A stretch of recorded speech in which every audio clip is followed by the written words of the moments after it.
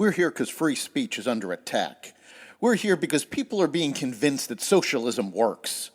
We're here because people are being judged guilty until proven innocent. We are fighting back with facts. This is not a safe zone, so buckle up, Buttercup. This is the raw, naked truth.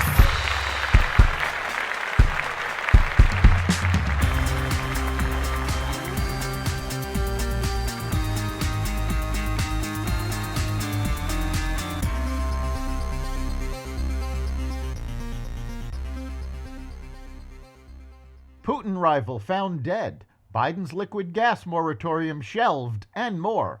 Welcome to the Raw Naked Truth. I'm your host, Eric Lopkin, and here's the news you need to know. The House voted yesterday afternoon in favor of stripping the Biden administration's authority to permit natural gas export projects in a blow to the president's climate agenda.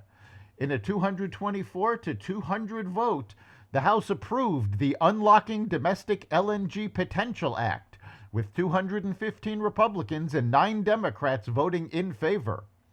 Representative August Pfluger, who chairs the House Energy Action Team, introduced the legislation on February 1st, arguing that it would ultimately overturn President Biden's recent actions pausing permits for new liquefied natural gas LNG export projects. Just last year, President Biden told the Europeans that they needed to get off Russian gas and that the U.S. would supply their liquid natural gas needs. Now that it is an election year, he is reneging on that deal to appease his radical climate base, Pfluger said. 2/3 of the world's natural gas is produced in 4 countries: Russia, Iran, the United States, and Qatar. This effective ban on U.S. LNG exports is a gift to Putin and the Iranian regime that just killed 3 service members with their weapons to the Houthis, the Texas lawmaker continued. I am proud to stand up for American jobs when the president seems to only stand up for the interests of Russia and Iran.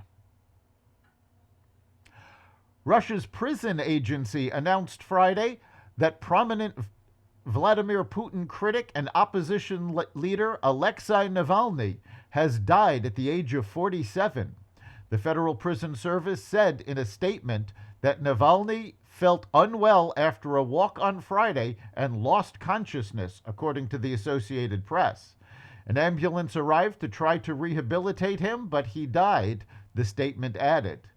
Navalny's spokesperson said in a post on X that we have no confirmation of this yet.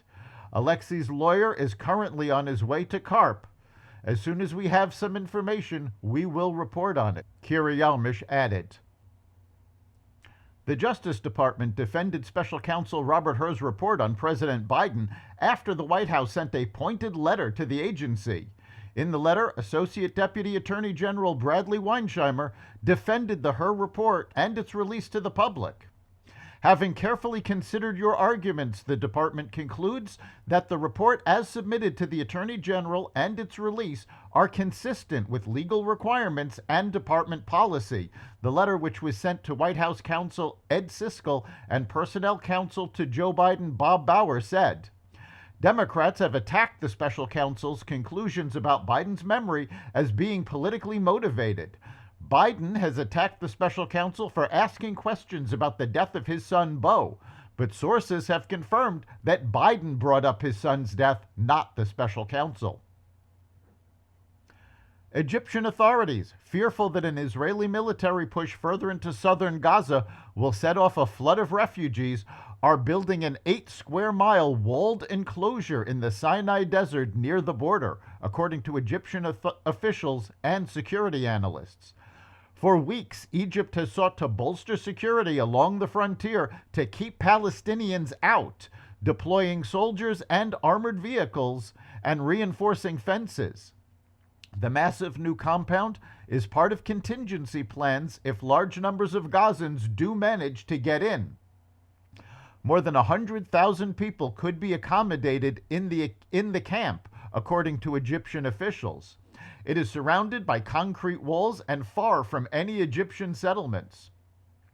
Large numbers of tents, as yet unassembled, have been delivered to the site, these people said.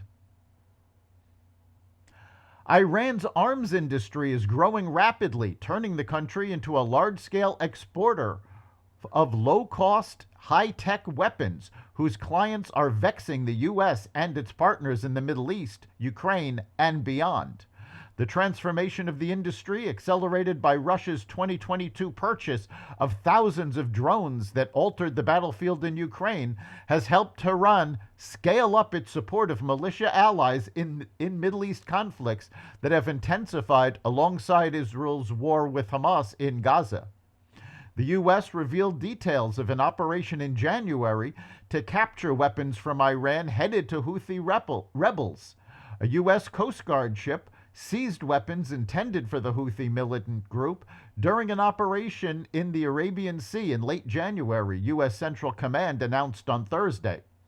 On January 28th, personnel aboard the Coast Guard cutter Clarence Sutphin Jr. located and boarded a vessel, the command said in a statement, not specifying who operated the boat or providing other details. But the shipment originated from Iran, the command said.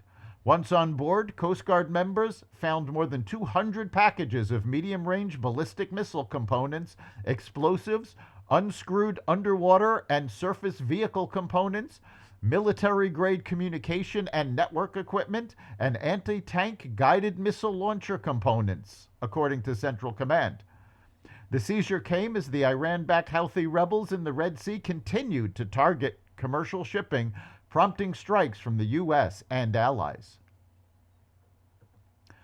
The Justice Department has indicted an FBI whistleblower who presented evidence about bribes from Burisma to Joe Biden.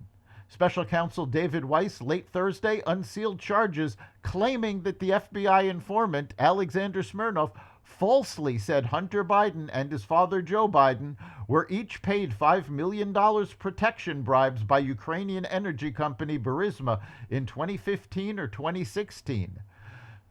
Smirnov, 43, was arrested Wednesday at the Las Vegas airport. Weiss is also prosecuting Hunter Biden on gun and tax charges. House Oversight Committee Chair James Comer said his committee will continue to follow the facts to determine whether articles of impeachment are warranted. Mortgage rates are inching up after reports of hotter than expected inflation data showed continued strength in the U.S. economy, with inflation still over its 2% target alongside a robust job market. The market's anxious about when the Fed will start cutting its benchmark interest rate, which is currently keeping mortgage rates elevated. The 30-year fixed-rate mortgage averaged 6.77% as of February 15th, according to data released by Freddie Mac on Thursday. That's up 13 basis points from the previous week. 1 basis point is the equal to 1/100th of a percentage point. Mortgage rates were last at this level in mid-December, when rates fell below 7% for the first time since August. That's the Raw Naked Truth. You can catch every episode of the Raw Naked Truth at xvadio.com, the Apple Podcasts app, Google Podcasts, Spotify, iHeartRadio, Audible, Amazon Music, and other platforms that respect freedom of speech. We'll see you next time.